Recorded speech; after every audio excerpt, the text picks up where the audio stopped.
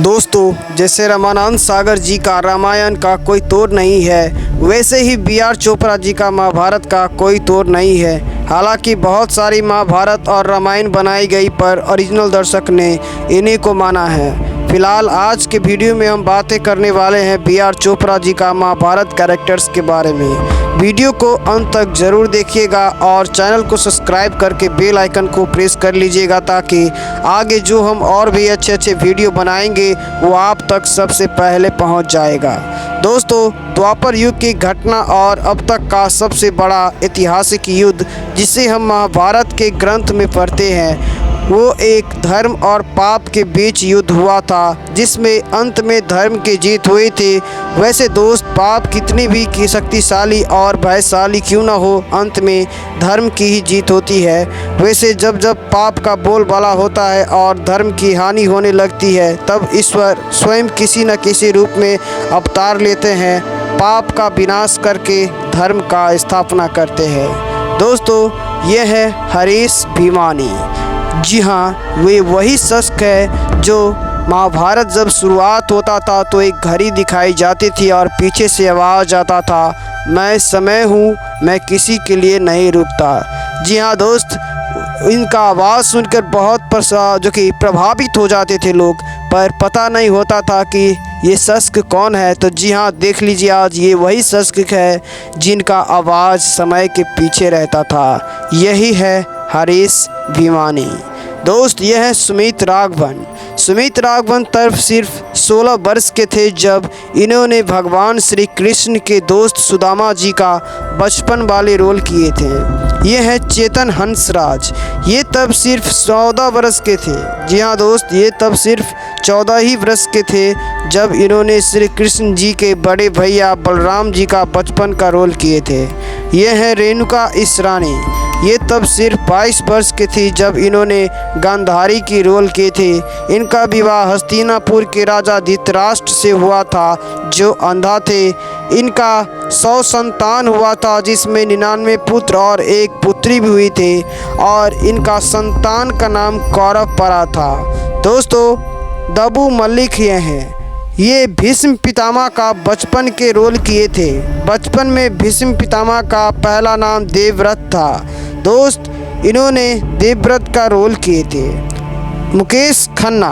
ये तब सिर्फ 30 वर्ष के थे जब इन्होंने बी.आर. चोपड़ा के महाभारत में हस्तिनापुर के राजा शंतनु और माँ गंगा के 8वां पुत्र देवव्रत का भीष्म जो कि रोल किए थे, और फिर इन्हीं का नाम जो कि बाद में आकर भीष्म पितामह पड़ा था। इन्होंने देवव्रत के बड़े वाले रोल किए थे भीष्म पितामह का।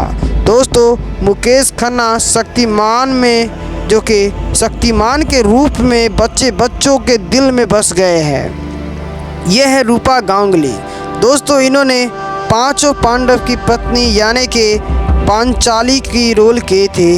दोस्तों, पांचाली की असली नाम द्रौपदी था। ये बहुत ही कम ही लोग को पता है कि जो कि रूपा गांगुली जी एक अच्छी सिंगर थी, पर ये एक्टिंग की भी दुनिया में अपना छाप छोड़ दिए। अंतिम बार रूपा गांगुली टीवी सीरियल में नजर आई थी, जिसका नाम था अगले जन्म मोहे बेटिया ही कीजो। 2009 में आया था ये हिंदी टीवी सीरियल। ये है नीतीश भारद्वाज। इन्होंने महाभारत में भगवान श्री कृष्ण का रोल किए थे।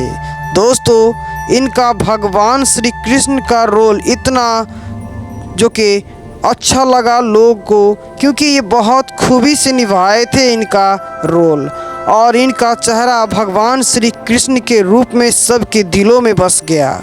जैसे अरुण गोविल जी का चेहरा प्रभु श्री राम के रूप में बसा है, इनका चेहरों पर कुछ इस कदर का मुस्कान रहता था कि ऐसा लगता था कि स्वयं श्री कृष्ण भगवान ही हंस रहे हैं। दोस्तों, आखिरकार इतना अच्छा रोल निभाने का कारण ये था कि वो श्री कृष्ण से जुड़ा बुक्स लिटरेचर का बहुत अच्छी तरह से अध्ययन किए थे।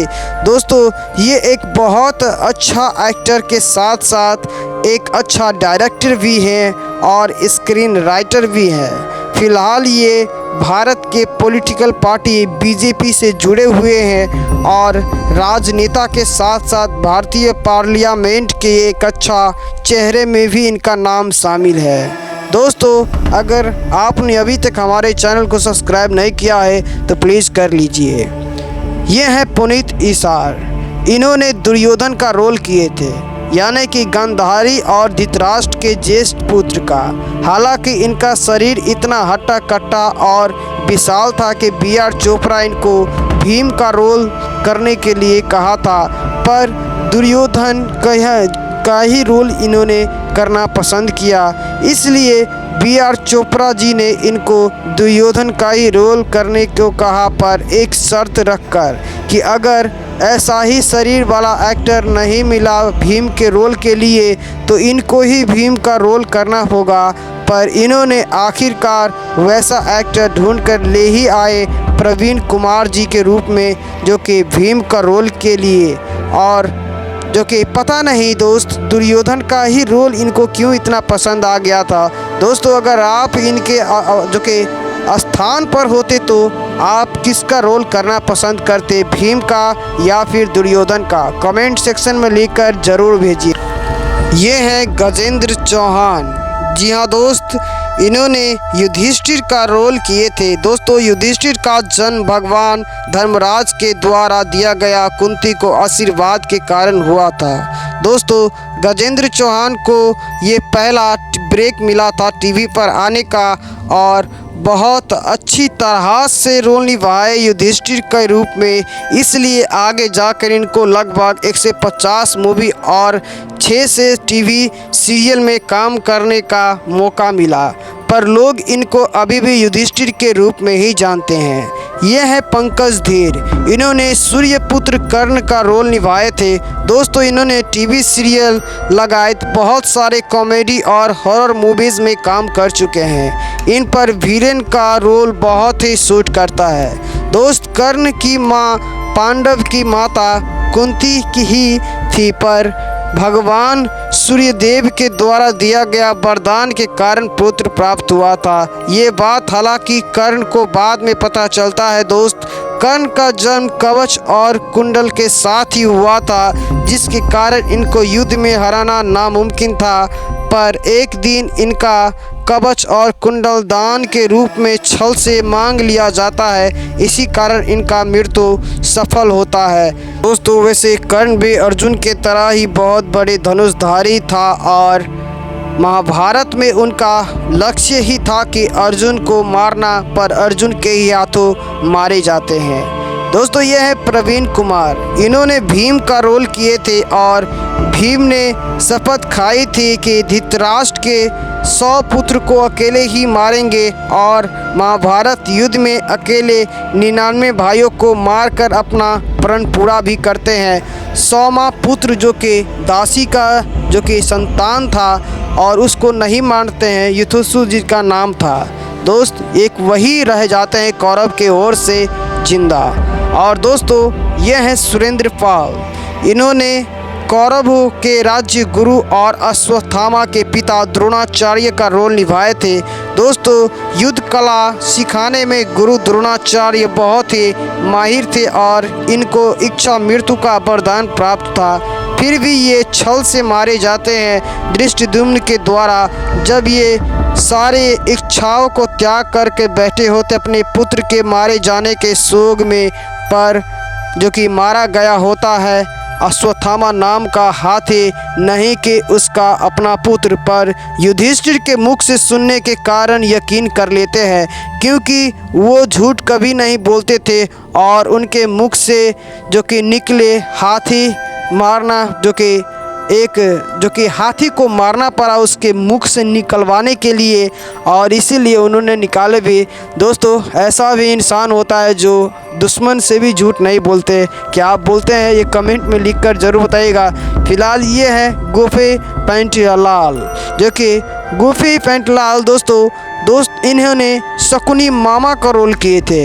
इनके हाथों में जो कि पिताजी के जंघा के हड्डी से बनाया हुआ पासा रहता था, जिसे दिखाकर ये किसी को भी अपने बस में कर लेते हैं। वैसे दोस्त इनको महाभारत का खलनायक भी माना जाता है, जिस तरह भगवान श्री कृष्ण को महाभारत का महानायक माना जाते हैं। और दोस्तों ये है फिरोज खान, इन्होंने अर्जुन का रोल किए थे। महाभारत के युद्ध मैदान में जब ये युद्ध करने में असमर्थ हो रहे थे, तब भगवान श्री कृष्ण ने इनको जीवन, मृत्यु, आत्मा, परमात्मा, मोक्ष आदि का ज्ञान दिए थे, जिस ज्ञान को आज हम श्रीमद् भागवत गीता के नाम से जानते हैं। और इन्हीं को भगवान श्री कृष्ण ने परमपिता परमेश्वर का विराट रूप देखने के लिए दिव्य दृष्टि प्रदान किए थे, जिससे हम भी ये समझ सकते हैं कि सभी ईश्वर एक ही है और बस अलग अलग कार्य को पूर्ण करने के लिए विभिन्न स्वरूप में जाने जाते हैं। तो दोस्तों उम्मीद है ये वीडियो आपको अच्छा लगा हो तो प्लीज़ लाइक कर दीजिएगा, साथ ही इस वीडियो को ज़्यादा से ज़्यादा शेयर कीजिएगा ताकि ये जानकारी और भी लोगों तक पहुंच सके। आज के लिए इतना ही, फिर से अगला वीडियो के साथ में प्रिंस राज आपसे मुलाकात करूंगा। तब तक के लिए नमस्ते, नमस्कार।